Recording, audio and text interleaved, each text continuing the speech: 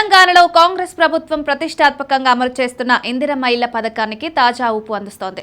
ఇకపై ఇల్లు మంజూరై డబ్బు లేక నిర్మాణం ఆగిపోయిన లబ్ధిదారులకు రుణాల రూపంలో భారీ ఊరట కల్పించబోతోంది. యాదాద్రి జిల్లాలో మొదటి విడతగా 9,175 ఇళ్లు మంజూరయ్యాయి.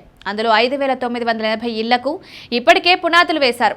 మిగిలిన లబ్ధిదారులు ఆర్థికంగా వెనుకబడిపోవడంతో ఇళ్ల నిర్మాణం ప్రారంభించలేకపోయారు. దీంతో ప్రభుత్వం మహిళా సంఘాల ద్వారా రుణాలు ఇవ్వాలని నిర్ణయించింది. ఈ పథకం కింద ఇల్లు మంజూరైన వ్యక్తులు మహిళా సంఘాల్లో సభ్యులై ఉంటే వారు బ్యాంక్ లింకేజ్, స్త్రీనిధి లేదా సంఘం అంతర్గత పొదుపు నిధి ద్వారా రుణాలు పొందవచ్చు.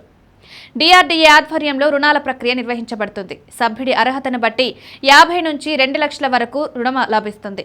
తీసుకున్న రుణాన్ని 10 వాయిదాల్లో చెల్లించే అవకాశం ఉంది. గతంలో రుణం తీసుకున్న వారు ఆ లబ్ధిదారులకైతే ప్రభుత్వం 4 విడతలుగా ఇచ్చే ఇంటి సాయం నుంచి ఆ రుణాన్ని మినహాయించింది.